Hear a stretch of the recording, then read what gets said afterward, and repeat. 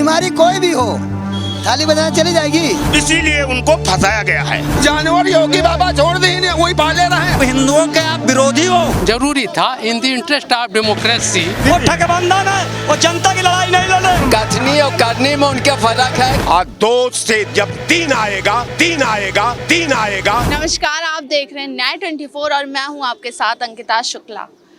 इस समय हम मौजूद हैं राजधानी लखनऊ के दारुल शफा पे और आपको बताएंगे कि 2024 के जो चुनाव में अब ज़्यादा वक्त नहीं बचा है।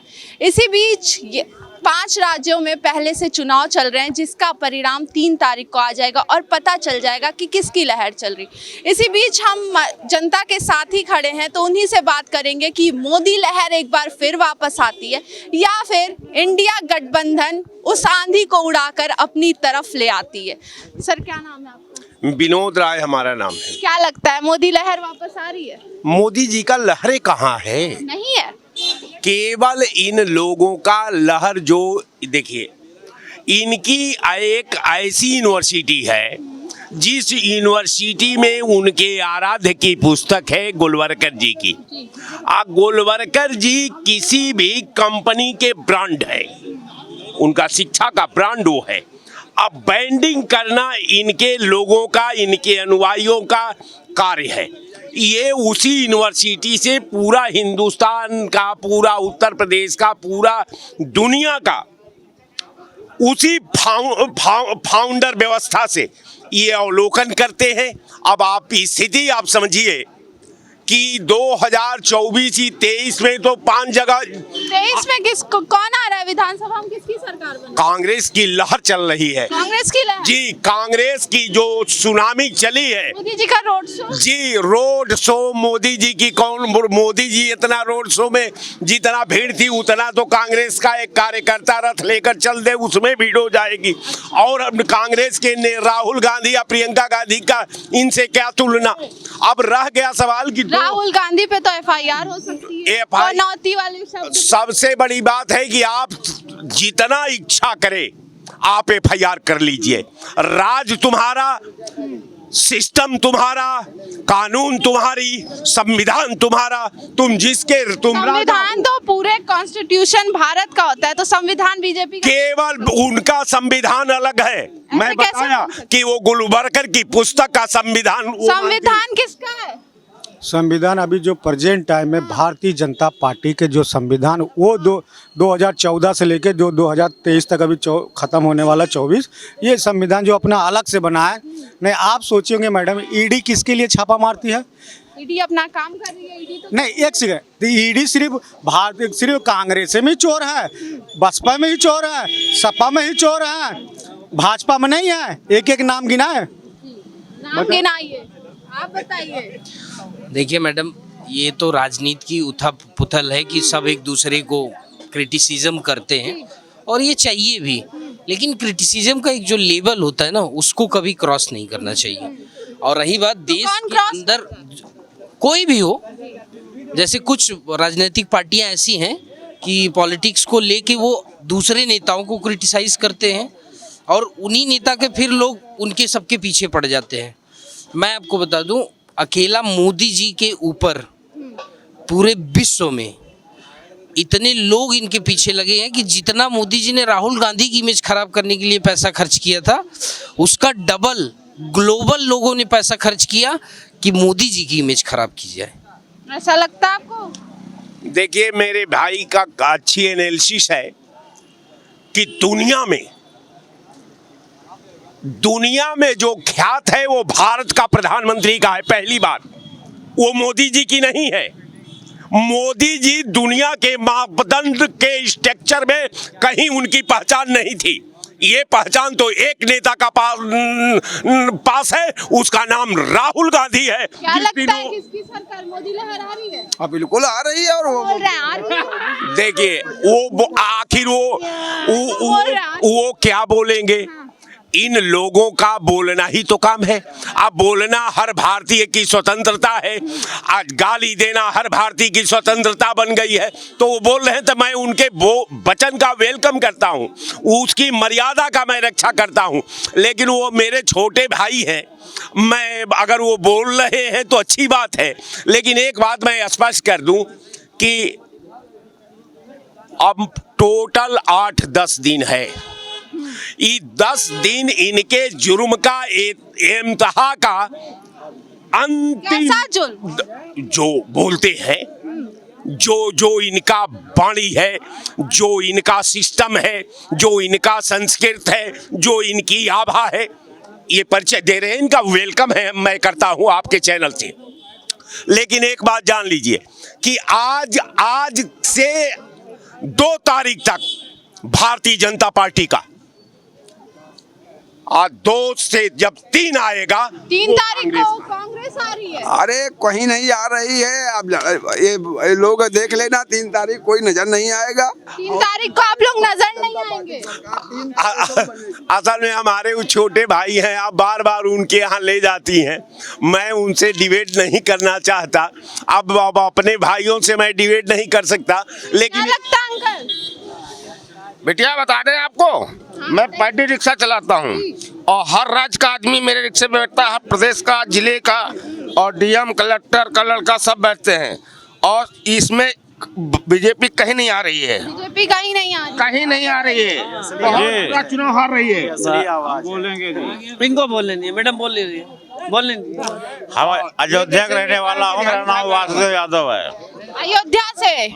तो राम मंदिर का फायदा मिल रहा है क्या? राम मंदिर फायदा क्या उठा तो ले गए, अब वृंदावन का फायदा उठा रहे हैं, मथुरा का फायदा उठाने जा रहे हैं। और मैं ये चाहता हूँ ना कि राहुल जी हमारे युवा नेता हैं, राहुल जी से बढ़िया कोई नेता नहीं है, पीएम बनना चाहिए राहुल जी को। पीएम बनना चाहिए राहुल जी को, क्या कहेंगे आप? अब ये नहीं पता लग रहा है 17 और 14 और 19 और 22 ये सब ठगबंधन में ही जा रहा है। अच्छा, दूसरी चीज रह गई है, अब ये इनके ही लोगों की आप सोच खुद देख लीजिए।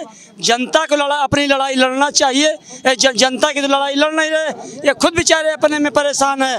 अब आप कांग्रेस कर रही मुसलमानों की बात, क्या असरुद्दीन ओवैसी को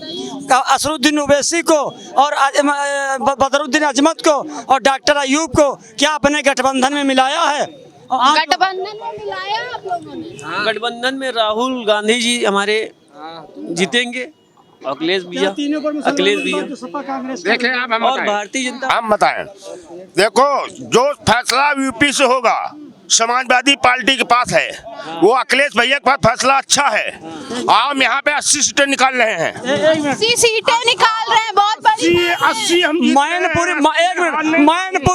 मैनपुरी और आजमगढ़ निकल जाए, वही बड़ी बात। आज आजम खान की जो दुर्दशा हो रही है वो अखिलेश यादव की देन है। खाए हैं ये बीजेपी के, ये मुसलमान हैं, ये बीजेपी के बिरयानी खाते हैं। बिरयानी अरे एक मिनट, ये जो आज आजम खान की दुर्दशा हो रही है इसके जिम्मेदार अखिलेश यादव हैं, समझो। जो मुसलमानों की दुर्दशा, आजम खान की जो दुर्दशा है उसके जिम्मेदार अखिलेश पार्टी है, अखिलेश यादव है। अरे मैडम जी कैसी बात कर रहे हैं? अखिलेश यादव भैया जी जमीनी से लेके आजम खां के ऊपर बेचारे के एक मीनार दिखा दिए हैं, अखिलेश भाई की देन थी। क्या बात कर रहे हैं मैडम जी, इनकी बात कर रहे हैं। अखिलेश भैया आजम खां कौन जानता था? अरे आजम खां को इसलिए फंसाया गया है, वो मेरे नेताजी बहुत अच्छे आजम खां बोलते थे मैक पे, और बोलने में बहुत माहिर हैं, इसीलिए उनको फंसाया गया है। साजिश के तहत फंसाया? उनको समाजवादी पार्टी की भी साजिश उन खुद बता दिया है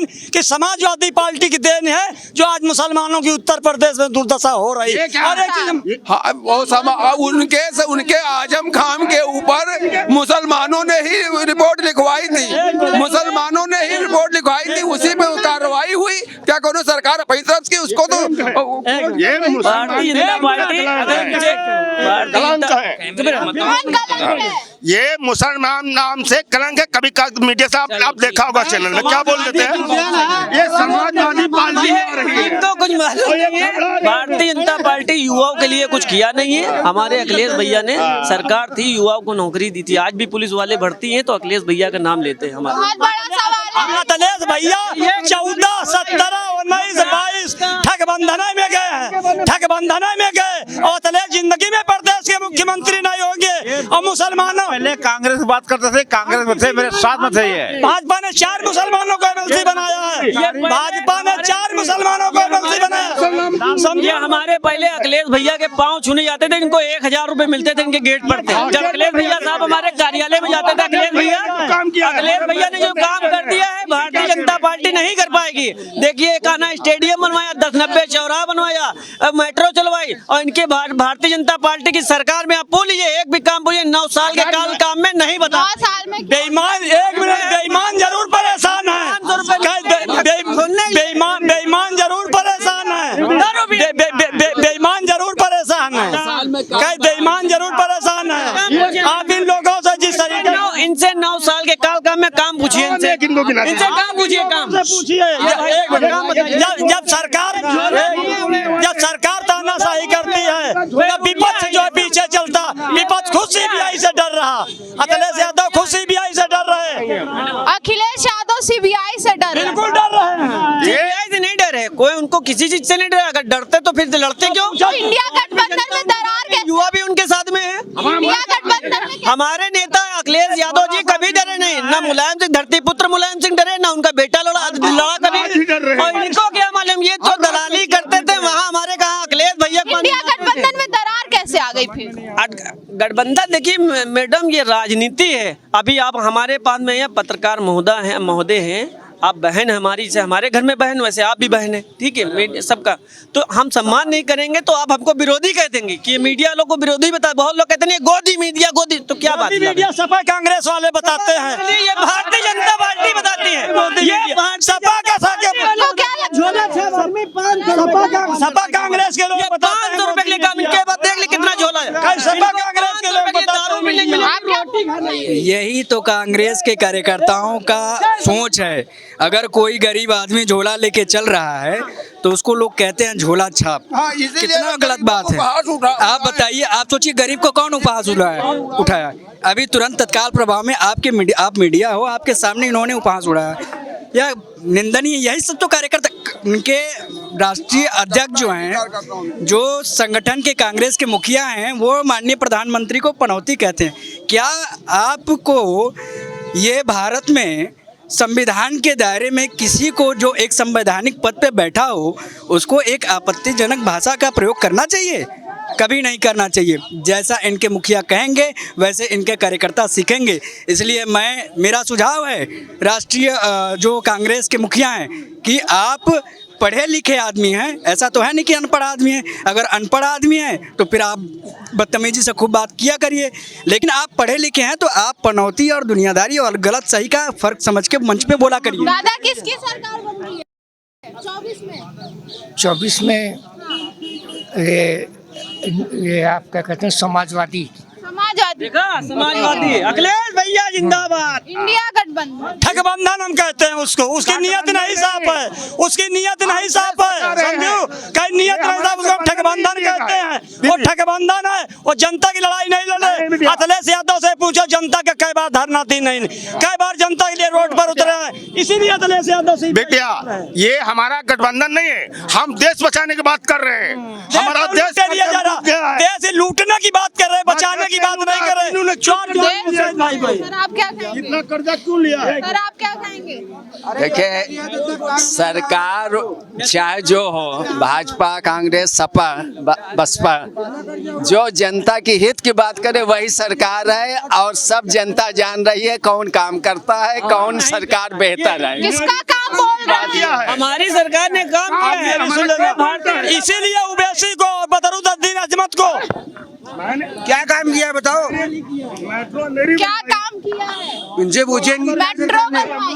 अरे मेट्रो बनवाई और क्या किया? इनसे पूछिए तो। अरे लोग भवन की बात करो, लोग स्टेडियम को बनवाया। स्टेडियम पहले बेटा कहना पहले सीख क्या हो। एकाना स्टेडियम अखिलेश भैया ने बनवाया, समाजवादी पार्टी सरकार में बना। राम मंदिर बीजेपी की सरकार में बना। राम सेवकों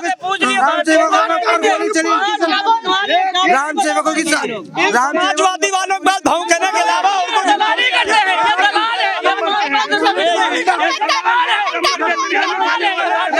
ये यही समाजवादी वाली पहचान है, मुसलमान ये चमार है। आप सोचिए, यही सब कांग्रेस के कार्यकर्ताओं के भाषा है। यही सब कार्यकर्ता, अब बताइए गरीब आदमी को जो है कुछ भी बोले जा रहे हैं, या दलाल है या फलाने, आप साबित कर पाएंगे? आप लोग साबित कर पाए हो तो मैं यहीं पे खड़ा हूँ, आप लोग साबित करके बताओ। एक गरीब आदमी को आप लोग यह भाषा बोलते हो, क्या जायज है इस संविधान में? ऐसा कुछ नहीं है। यह सब जनता दरबार लगती है, क्यों नहीं जाते? अरे हम जाते हैं, लोगों को रोते रोते जाते हैं, हमें बिटिया लेंगड़ा लूलों को लेके जाते हैं। आपकी कहानी बता दे कैसे रोते रोते जाते हैं, मैं किराए भी छोड़ देता हूँ। ये समाजवादी तरफ से किराए के लोग भेजे गए कि ऐसे मीडिया पे रोइए, समझो ये तरीका है समाजवादी। खत्म करना अखिलेश, आरक्षण खत्म किए अखिलेश ने, सुन लीजिए प्रमोशन में आरक्षण, और प्रधानमंत्री मोदी नौकरी सब संविदा और ठेके पर दे रहे हैं। क्या ये हालात आ गए। आरक्षण का भी घोटाला में किया है। महिला आरक्षण का फायदा मिलेगा? अब इनसे पूछ लीजिए। जाति जनगणना भारतीय जनता पार्टी की सरकार कराएगी, और जाति जनगणना जिसकी जितनी भागीदारी उतनी हकदारी। जाति जनगणना, अरे अरे शांत रहिए, हमसे बात किया। देखो, ये कह रहे थे कांग्रेस का करप्शन को हम खत्म लाएंगे, उजागर करेंगे, उजागर कर नहीं पाए, उसी में फेल हो गई। अगर एक कांग्रेस का जो भ्रष्टाचार था उसको साबित कर देते तो ये जीत जाते। अच्छा, हाँ। क्या लगता है मैडम, किस बात पर डिबेट हो रही है, मैं क्लियर नहीं हूँ। 24 में कौन आ रहा है, मोदी लहर या इंडिया गठबंधन? देखिए, ऐसा है, एक इंडिया गठबंधन आ रहा है, जो कि अभी वर्चुअल है। शांत रहो, मीडिया के सामने बात करो, एक पंचुअल आदमी तरह बात करना चाहिए। शांत रहिए, ढंग से बात किया करिए। मीडिया 100 लोग देखते हैं, 10 लाख पब्लिक, 10 करोड़ पब्लिक देखती है। देखिए, ऐसा है कि एक कांग्रेस की हुकूमत थी, 1 पार्टी एडमिनिस्ट्रेशन चलता था। यह आवश्यक था, जरूरी था, in the interest of democracy and for the social pattern, कि एक अल्टरनेट उसका होना चाहिए। Now the BJP becomes as promoted him as an alternate of Congress. तो presence of 2 party is must for the best democracy. It is must, it is subject of democracy, not only of party. अब I also assume कि एक third front नाम का चीज आना चाहिए। It is must, एक mediator, not most hard, not most soft. What is the mediator? Mediator means एक बीच का जो होता है।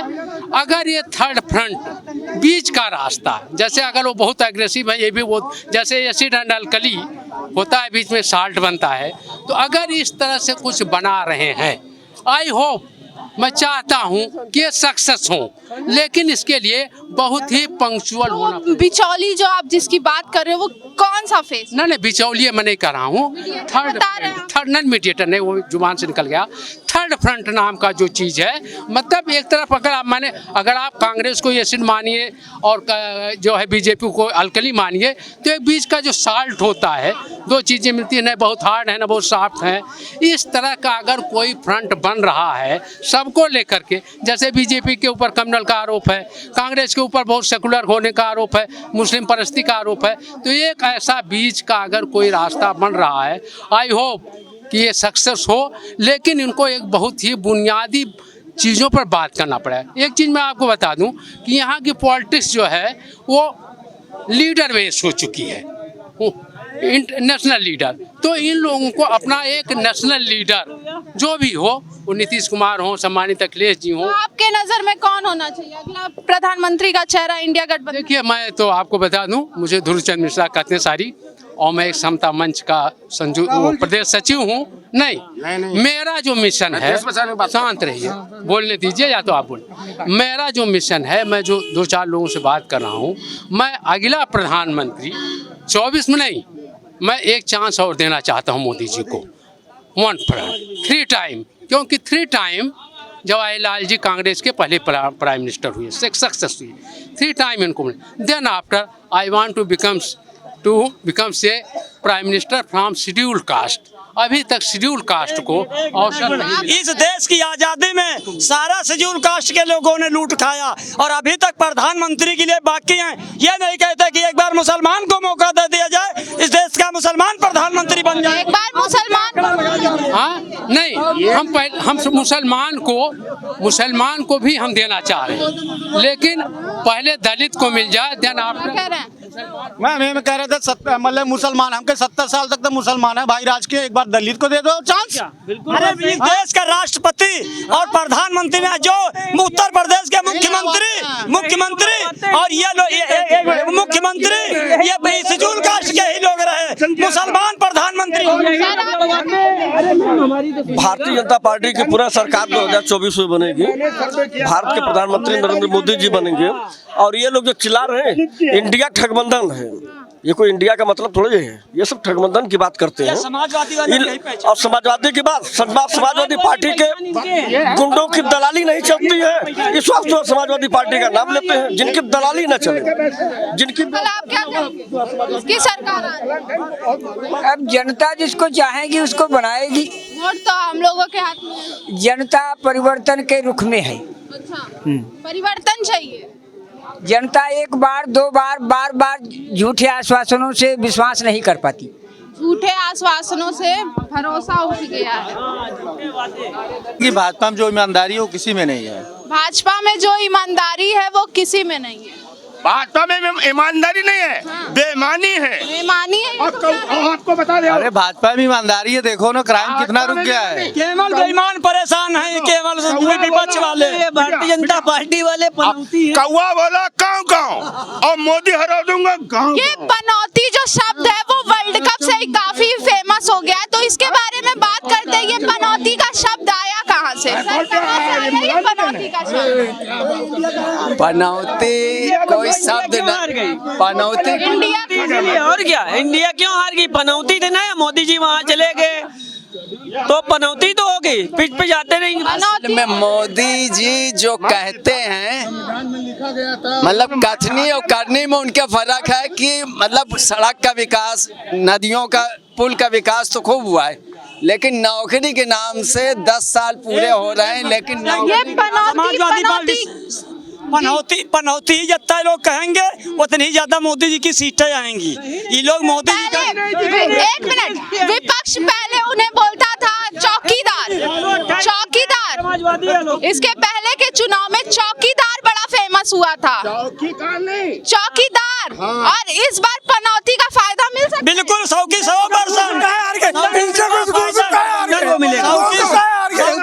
गठबंधन को फायदा मिलेगा पनौती का, उसका पनौती का फायदा गठबंधन को मिलेगा। लोग ठगबंधन कहते हैं। सर क्या जी क्या कहना चाह रहे हैं, क्या चाह रहे पनौती का फायदा मिलेगा? हैं? देखिए फायदा आप चाहे पनौती कहें, चाहे 3 किलो गाली कहें, और चाहे चौकीदार कहें, चाहे चाय वाला कहें, मदारी जो होता है थोड़ी देर के लिए समा बांधता है, उसके बाद उसका वजूद नहीं होता। मदारी कौन है? मदारी प्रधानमंत्री जी हमारे हैं भाई, मदारी हैं वो, तरह तरह के वो नौटंकी दिखाते हैं। मदारी को एक कंट्रोल भी करता है, वो कौन है? मोदी जी को कौन कंट्रोल कर रहा है?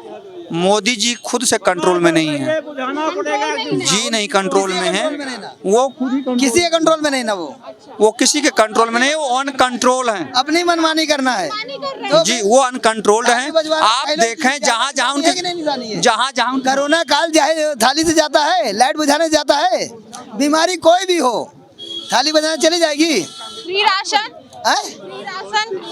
फ्री राशन देके कितना नोच रहे हैं, ये देखा आपने? आप यूपी में रहती हैं, अपनी यूपी में रहती है, कितना नोचा है, कितना खींच रहे हैं। राशन की बात हम बताएंगे। राशन क्या मोदी जी की कितनी भी खेती है, किसान मेरा अनाज पैदा करता मिट्टी तोड़ के, और उसका अनाज की 5 किलो बोरी इन्होंने काट दी, 50 किलो बोरी थी और 45 को कर दिया इन्होंने। क्या मेरे जनता के लिए वही मेरा मोदी अनाज खाते हैं, मेरी बॉर्डर पे सेना खाती है। समाजवादी पार्टी जब सरकार हो रहा है केवल यादव के अलावा कोई दिखाई नहीं पड़ रहा है, आप ये मान लीजिए। और आज यही समाजवादी और बसपा कांग्रेस की कुकुरम से भाजपा भी 20 साल गवर्नमेंट चलाएगी, आप इस चीज को नोट करना। ये पहले सपन थे, तो ये सपन की अखिलेश भैया के पाँव छूते थे, इनको 500 रुपया दिया जाता था, और इनके पास में तो गाड़ी घोड़ा। ये इन लोगों को लीजिए, यही कोई गरीब आदमी पर उंगली करता है। ये दीदी सब जो है समाजवादी और कांग्रेस वाले पगला चुके हैं, और जनता को फैसला तय करना है, और जनता ही सरकार बनाएगी। आप इस चीज को नोट कर लीजिए, भारतीय जनता पार्टी की सरकार जनता ही बनाएगी। अरे मोदी पर है और मोदी योगी की भेड़िया पड़ेंगी, वो तो पता ही चल जाएगा। हाँ, ये सरकार इंडिया बनेगी, इन तारीख को तो पता ही चल जाएगा किसकी सर। ऐसा था जब अंग्रेजों का राज था, तो यहाँ के पूंजीपति तमाम लोग अंग्रेजों के साथ थे, ठीक। उसके विरुद्ध कांग्रेस लड़ी, ठीक। जब बीजेपी आई तो उन्हीं उद्योगपति और व्यापारियों का साथ लेके सरकार चला रही है। अंग्रेजों के टाइम से, अंग्रेजों के टाइम में पूंजीपति उद्योगपति जो थे वो अंग्रेज सरकार की मदद करते थे, कांग्रेस ने उनकी खिलाफत की, ठीक। बीजेपी आई तो उसने क्या कहा, इसने उद्योगपति पूंजीपतियों की बात नहीं की, इसने भ्रष्टाचार तमाम चीज़ों की बात की। आज क्या हो रहा है कि बीजेपी उन्हीं पूंजीपति जो अंग्रेजों के टाइम पे थे, वो सब आज बीजेपी के साथ। ये बहुत बड़ा सवाल है कि मोदी ये जीत सकते हैं अगर उद्योगपति व्यापारी इनका ये साथ न लें और केवल जनता की बात करें कि हम राशन दे रहे हैं, वो दे रहे हैं। मोदी जी अडानी को क्या फेवर करते हैं? हाँ, फेवर कर रहे हैं। कैसे कर रहे हैं? खुलेआम कर रहे हैं। उनके साथ हवाई जहाज में जा रहे हैं। आज तक हवाई जहाज जाने से क्या फेवर? हम ये कहने का मतलब नहीं है, उनके साथ हमेशा बने रहते हैं। जब हम मुंबई जाते हैं सबसे पहले अडानी से मिलते हैं। जवाहरलाल नेहरू कभी मिलते थे, कभी किस उद्योगपति से इंदिरा गांधी मिलती थी, ये सबसे पहले मिलते। वो गलियों में नहीं जाते हैं, बम्बई की गलियों में या लखनऊ की गलियों में नहीं आते, वो बड़े बड़े उद्योगपति हैं, उनके घर जाते हैं, उनसे मिलते हैं, उनसे बात करते हैं। एक ऐसा सवाल आ रहा है कि प्रधानमंत्री मोदी पहले प्रधानमंत्री होंगे जो श्री कृष्ण जन्मभूमि पे जा रहे हैं। श्री कृष्ण जन्मभूमि पे जाने वाले पहले प्रधानमंत्री नरेंद्र मोदी बनेंगे, तो इस बारे में क्या कहेंगे? सही कर रहे हैं, जन्म भूमि पर, जमीन पर जनता के बीच में जा रहे हैं। आप यही देख लीजिए, जवाहरलाल नेहरू हुए और मनमोहन सिंह जी का तो 10 जनपद में फैसला होता था। सोनिया जी के जो है आवास में प्रधानमंत्री मनमोहन सिंह को किसी ने जाना ही नहीं। अगर जाना किसी ने तो राहुल जी को, प्रियंका जी को, सोनिया जी को जाना, समझो। और आप मैच इंडिया जो जीती थी मनमोहन सिंह के जमाने में जीती थी, और मैच जो जीती थे वो मनमोहन सिंह के जमाने। ये देखिए, इंडिया मतलब जो क्रिकेट हारी है, इससे जितने पनौती निंदना हो रही, वो देश का और खिलाड़ियों के मनोबल गिर रहे। 2014 से प्रधानमंत्री जी आए हैं, एक भी क्रिकेट मैच जीतता हुआ आप दिखा दीजिए फाइनल। कोई कप नहीं जीता, कोई भी बता दीजिए जो जीता। अब ये तो हम किसी के सवाल पे, देश के प्रधानमंत्री पर अगर सवाल उठा रहे हैं तो एक मिनट, ये जो प्रधानमंत्री जी के सवालों का उठा रहे हैं, इसका हम जवाब नहीं दे पाएंगे, समझो। ये अपनी अपनी जबान है। क्या लगता है आपको? जो अगर भारतीय जनता पार्टी समाज जो चल रही है बुझाना पड़ेगा, एक दिन मजबूरी में राहुल जी को आना पड़ेगा। टमाटर 180 रुपए किलो है, दाल पूछिए कितने, 280 रुपए में है। आपने कहा नरेंद्र मोदी जी पहले भारत के प्रधानमंत्री हैं जो श्री कृष्ण की जन्मभूमि पर जा रहे हैं। मैं आपसे कहता हूं, रोज कैमरा लीजिए और ये लीजिए, आप रोज कृष्ण जन्मभूमि पर दर्शन करने जाइए, आपको तनख्वाह मिलेगी क्या? नहीं मिलेगी। प्रधानमंत्री जी को 142 करोड़ की जनसंख्या ने इसलिए चुना है कि देश के विकास में सहयोग करें, देश विदेश राजनीति करें, और बाहर से या कहीं से रोजगार उपलब्ध कराएं, हमारे लोगों को बाहर ले जाने का रोजगार उपलब्ध कराएं, हमारे गरीब जो है उनको गरीबी से अमीरी की तरफ लाने की कोशिश करें। इस पर बात किया जाना चाहिए। तो टूरिज्म प्लेस बना रहे हैं, मथुरा में सबसे ज्यादा टूरिज्म होता है। आज नहीं है क्या? आज वो टूरिज्म नहीं है, आज भी तो टूरिज्म है ना। तो उसमें कौन इंसान का जो है वो है भाई, जन्मों से, जुगों से चला आ रहा है वहाँ का टूरिज्म, बनारस का टूरिज्म चला आ रहा है। एक काम जरूर किया है, वहाँ के कॉरिडोर को बनाने के लिए इनके लोगों ने मंदिर ट्रस्ट के पैसे को हड़पने की कोशिश की, जिसके लिए वहां का मंदिर ट्रस्ट को कोर्ट जाना पड़ा। और कोर्ट ने कहा कि अगर सरकार डेवलप करना चाहती है तो अपने पैसे से करे, लेकिन उस जो संस्था का पैसा, उस ट्रस्ट का पैसा ना लिए, इस पर रोक लगाई है। ये चीज क्यों नहीं बताते आप लोग? क्या आप लोग को जानकारी नहीं है या आप लोग छिपाना चाहते हैं? आप लोग क्यों छिपाएंगे जी? आपने तो ये नहीं बताया, उनका जाना तो बता रही हैं, हाई कोर्ट का स्टे नहीं बता रही हैं आप ये नहीं कह रही हैं। ये इतनी महंगाई है, इनकी शादी नहीं हुई, हम लोग के तो 2 बेटा एक बेटी है हमारे।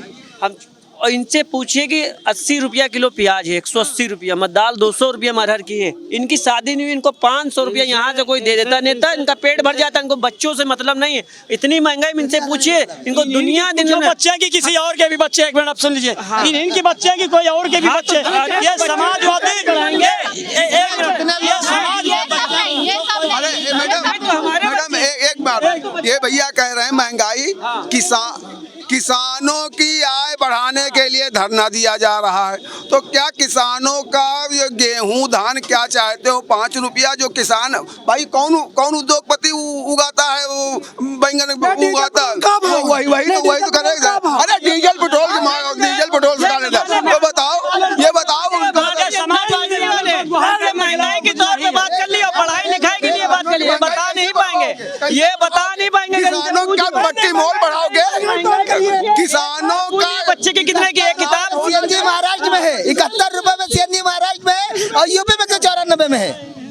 अभी बच्चों की किसानों की आय बढ़ाओगे तो उनका उत्पाद बढ़ाओगे, उसके रेट बढ़ेंगे। टमाटर किसान उड़वाता है, किसान अरे तो 1500 रुपया नहीं बिक रहा है, अब तो 20 रुपया बिक रहा है। किलो गेहूँ बेचते हैं 20 रुपए किसानों से लेते हैं, 30 रुपए में। किसान की बात करें, ताजा बताऊं, मेरा खेत है 2.5 बीघे में, हमने 9,800 रुपए लगाए हैं और उसमें अनाज पैदा हुआ 5 कुंतल। 5 कुंतल की आप जोड़ना 1850 से कर लीजिए तो हमारी लागत भर नहीं आई है साहब, इसलिए कि हमसे पानी नहीं चला पाए धान का, क्योंकि डीजल महंगा है, नहीं मिल पा रहा है, खाद महंगा है, मिल ही नहीं पा रहा, ब्लैक में खरीदना पड़ रहा है। ये जो कोऑपरेटिव सोसाइटियां हैं, उनके यहाँ से 200 रुपए में ज्यादा में बेचा जा रहा है लेकर के, वहीं से ब्लैक बाजारी हो रही है। सरकार आंख बंद करके पड़ी है। 1840 रुपए धान है हमारा और हमें 1400 रुपए बेचना पड़ रहा है। जानवर बाबा छोड़ दी नहीं, जानवर योगी बाबा छोड़ दी नहीं, वही पाले रहे। अरे पाले तुम, दूध तुम खाओ, और जानवर का वो छोड़ दे जानवर को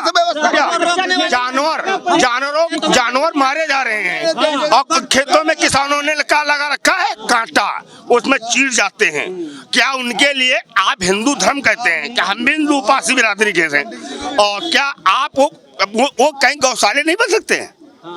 आप कौन काम गिनाया आपने 5 साल? जो हमारे बछड़े के नहीं हैं, हमारे यहाँ की यही भारतीय जनता पार्टी के तमाम ऐसे नेता हैं जो स्लाटर हाउस चलाते हैं और एक्सपोर्ट करते हैं मीट का। अगर हमारे बछड़े बिक नहीं रहे हैं तो काट कहाँ से रहे हैं? और जो अगर उनको मिल रहे हैं फ्री ऑफ कास्ट में, तो हमें बेचने का अधिकार क्यों नहीं दिया जाता? हमें अपने जो गाय बछड़े दे रही हैं, पनवे दे रहे हैं, उनको बेचने का अधिकार मुझे चाहिए, ताकि मैं बेच सकूं और भारत की इकोनॉमी को बढ़ा सकूं। जब वो बिकेंगे तो किसान भी समृद्ध होगा और उसका मांस जब निर्यात करेंगे तो उससे देश भी समृद्ध होगा। इसका हमें पावर चाहिए, इसकी शक्ति मुझे चाहिए। जानवर करेंगे देश का, कर तो रहे ना, समस्या नहीं हम क्या कर रहे हैं? भारत सरकार बढ़ावा दे रही, एक्सपोर्ट मीट का होता है कि नहीं होता भारत से? हलाल पे तो बैन लगा दिया। हलाल क्या समझती हैं? हलाल का मतलब क्या समझती हैं? हलाल से क्या नुकसान हुआ? सुनिए, अरे यार रुक जाइए एक मिनट। हलाल पे मैं बता दूं, हलाल शब्द से सबसे ज्यादा हिंदुओं को नुकसान हुआ है। क्यों नुकसान हुआ? जो हिंदू भाई अरब कंट्री में, अरे यार सुनो, अरब कंट्री और गल्फ कंट्री में अपने वस्तु को बेचने का निर्यात करते थे, हम हलाल नहीं लिखेंगे तो वहां नहीं बिकेगा। अगर हलाल पर आपने प्रतिबंध लगा दिया कि नहीं लिखना है, तो हिंदुओं का माल गल्फ कंट्री कैसे खरीदेगी? तो आप हिंदुओं के आप विरोधी हो, आप हिंदुओं की इनकम को खत्म करना चाहते हो, आप हिंदुओं को मारना चाहते हो। बस अब यही रह गया, गैया बेच लो और बछवा बेच लो, वही तुम्हारी इकोनॉमी चलेगी और कहे नहीं रह गई हिंदू, समझ गए? और करा तो सकती हो? करा तो दिया तुम लोगों ने, तो यही इसीलिए वही इनसे ये पूछिए कौन से हिंदू को मारना चाहते हैं ये, इनसे खुद पूछिए कौन से मारना चाहते हैं। आप ही तो मार बाबा रहे ने हैं। जो हलाल पर रोक लगाई है, बात कर रहे हलाल हो, शब्द पर रोक लगाई है, बताइए हम एक्सपोर्ट गल्फ कंट्री को कैसे करेंगे? अगर हम हलाल नहीं लिखेंगे तो हम गल्फ कंट्री को कैसे एक्सपोर्ट करेंगे? बताइए दे कोई हमें। मैं हिंदू हूँ, कैसे करूंगा? और का जवाब दीजिए, हलाल किसको बोलते हैं? हलाल का मतलब सिर्फ ये होता है कि हलाल जैसे शराब है, जो लोग शराब नहीं पीते उनके लिए हराम है, तो उस पे हराम लिखा जाएगा। खाद्य वस्तु उस पे हलाल लिखा जाएगा। सुन लीजिए आप मेरी बात को। जो समाज विरोधी गतिविधियां हैं, जो समाज को नुकसान पहुंचाने वाली हैं, वो हराम है। बाकी जो समाज को, शरीर को शुद्ध करता है, उसे हलाल करते हैं। मेरा ये मतलब है। देखो बिटिया, हलाल का मतलब ये होता है, हम पढ़े लिखे नहीं हैं, हम अनपढ़ हैं, रिक्शे वाले हैं, और हलाल का मतलब जैसे जो काटा जाता है, जब काटा जाता है तो कलमा पड़ा जाता है, उसको झटका बोलते हैं। वो ये नहीं, उसको ये लोग क्या करते हैं, कोई काटते हैं तो उसको पढ़ते हैं कलमा, उसे बोलते हैं हलाल। हाँ, और ये झूठ बोल रहे हैं, ये लोगों को कुछ मालूम नहीं है, इन लोगों की बुद्धि खराब हो चुकी है। और ये हलाल का मतलब यही होता है, ये कुर्बानी जैसे होती है तो ये लोग कलमा पढ़ते हैं। जब कोई मुसलमान और हिंदू काटता है तो वो कभी बोलता नहीं है, वो मनमा पढ़ता है, मनमा। जब छुरी चला कोई क्या, यही कलमे पढ़ कर करके तो देश का तो सत्यानाश हो गया। कलमे वो आज इस देश पे ला करके खड़ा कर दिया, हिंदू मुस्लिम करके, समझ गए हो? और जिसको तुम जब बट गया देश, उसके बावजूद यहाँ पे आकर के वही 80% वहाँ के लोगों को नहीं कहेंगे, जो अरब कंट्री बंद कर रही है उनके ऊपर नहीं बोलेंगे। सारा प्रतिबंध Bharat Hindustan make in India करके संयुक्त राष्ट्र अरब में बेच रहे हैं कि नहीं बेच रहे हैं माल? कुछ बंद कर दिया। जब सरकार कर रहे हैं, अडानी वहाँ एक्सपोर्ट कर रहे हैं, तो वो अच्छा है। और हमारे आप जैसे छोटे व्यापारी जो हैं, वो हलाल लिख करके विदेश को एक्सपोर्ट करेंगे तो नहीं करने पाएंगे। क्यों नहीं करने पाएंगे? मेक इन इंडिया लिख करके चाइना का माल आप विदेश भेज रहे हो और कारो इंडिया बना रहे हैं। क्या बात कर रहे हैं ये सरकार? तो आप देख सकते हैं कि जनता अपनी जो राय है वो लगातार रख रही है सबके सामने कि 24 में मोदी लहर वापस आ रही है या फिर इंडिया गठबंधन की सरकार बन रही है। किसी का कहना है राहुल गांधी, एक बार उनको भी मौका मिलना चाहिए प्रधानमंत्री की कुर्सी पे बैठने का, तो किसी का मानना है नहीं, तीसरी बार भी मोदी सरकार ही अपना जो कुर्सी पे है वो जमा रहेगा और एक बार फिर मोदी जी ही वापस आएंगे। तो ये तो देख आने वाले वक्त में ही पता चलेगा कि किसकी सरकार बन रही है। वहीं आपको बता दें 3 तारीख को जो 5 राज्यों में चुनाव होना है विधानसभा का, उसका परिणाम भी आ जाएगा और थोड़ा बहुत सेमीफाइनल्स में हम लोग भी देख लेंगे कि किसकी सरकार जो है वो बन रही है। और इसी के अकॉर्डिंग जो हमारा यूपी का 80 सीट वाला राज्य है यूपी, यहाँ से जनता किसको चुनकर दिल्ली भेजती है वो भी देखना काफी दिलचस्प होगा। इसी के साथ कैमरामैन सुधीर के साथ अंकिता शुक्ला, न्याय 24 लखनऊ।